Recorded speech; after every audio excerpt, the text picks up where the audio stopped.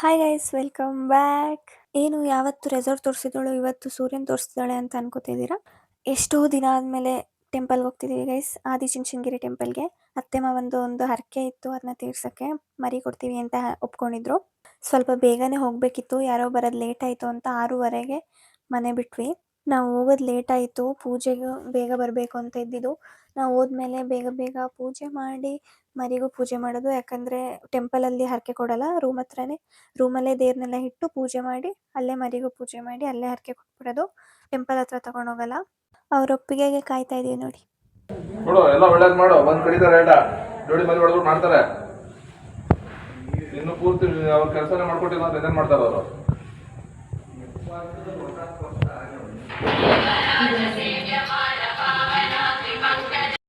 ಒಪ್ಪಿಗೆ ಕೊಡ್ತು ನೋಡಿ.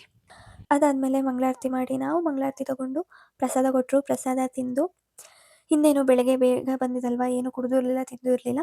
ಬಂದು ಪ್ರಸಾದ ತಿಂದಂಗೆ ಬ್ರೇಕ್ಫಾಸ್ಟ್ ಎಲ್ಲ ಮಾಡಿ ಹಾಗೆ ಎಲ್ಲರೂ ಸಿಕ್ಕಿ ತುಂಬ ಟೈಮ್ ಆಗಿತ್ತು. ಹಾಗೆ ಎಲ್ಲರೂ ಮಾತಾಡ್ಕೊಂಡು ಕೂತಿದ್ವಿ, ಫೋಟೋ ವೀಡಿಯೋಸ್ ಎಲ್ಲ ಮಾಡಿಕೊಂಡು. ಹಾಗೆ ಅವನು ಫೋಟೋಸ್ ತೆಗಿತೀನಿ ಕೂತ್ಕೊಳ್ಳಿ ಅಂತ ಹೇಳ್ಬಿಟ್ಟು ಕೂರಿಸಿದ್ದ. ಅದಾದಮೇಲೆ ಇನ್ನೇನು ಟೆಂಪಲ್ಗೆ ಹೋಗೋದು.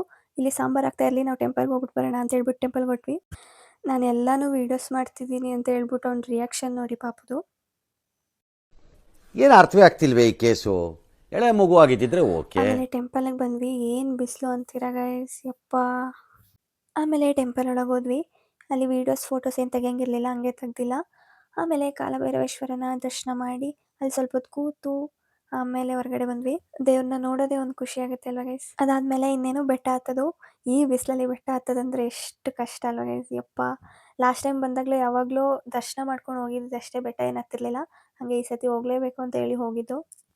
ಈ ರೆಸಾರ್ಟ್ ಫೀಲ್ಡ್, ಹೋಟೆಲ್ ಫೀಲ್ಡಲ್ಲಿ ಇರೋರಿಗೆಲ್ಲ ತುಂಬ ಅಂದರೆ ತುಂಬ ಫಂಕ್ಷನ್ಸ್, ಯಾವುದೇ ಪ್ಲೇಸ್ಗೆ ಹೋಗೋದಿದ್ರೂ ಹೋಗೋಕ್ಕಾಗಲ್ಲ, ಅದು ಗೊತ್ತಿರುತ್ತೆ ಆ ಫೀಲ್ಡಲ್ಲಿರೋರಿಗೆ ಮಾತ್ರ.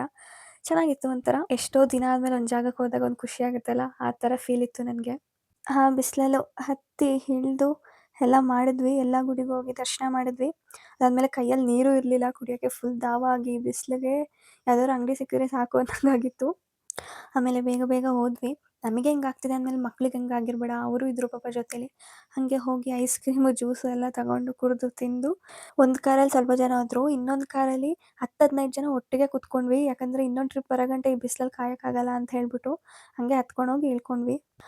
ಆಮೇಲೆ ಅಲ್ಲಿಗೆ ಹೋಗಿ ಪ್ರಸಾದ ಎಲ್ಲ ಇಟ್ಟು ಪುನಃ ಒಂದು ಪೂಜೆ ಮಾಡಿ ಮತ್ತು ಇನ್ನೇನು ನೆಕ್ಸ್ಟ್ ಊಟ ಎಲ್ಲ ಮಾಡಿ ಸ್ವಲ್ಪ ಹೊತ್ತು ಕೂತು ಮಾತಾಡಿ ಆಮೇಲೆ ಹೊರಟ್ವಿ. ಎಲ್ಲರೂ ಮಟನ್ ತಿಂದಿದ್ದು ಜೋಶಲ್ಲಿದ್ರಲ್ವ, ಹಾಗೆ ಗಾಡೀಲಿ ಫುಲ್ ಡ್ಯಾನ್ಸ್ ಹಾಡು ಎಲ್ಲ ನಡೀತಾ ಇತ್ತು. ಆ ಅಂಕಲ್ ಅವ್ರ ವೈಫಿಗೋಸ್ಕರ ಹಾಡೆಲ್ಲ ಡೆಡಿಕೇಟ್ ಮಾಡ್ತಾ ಇದ್ರು ಗೈಸ್.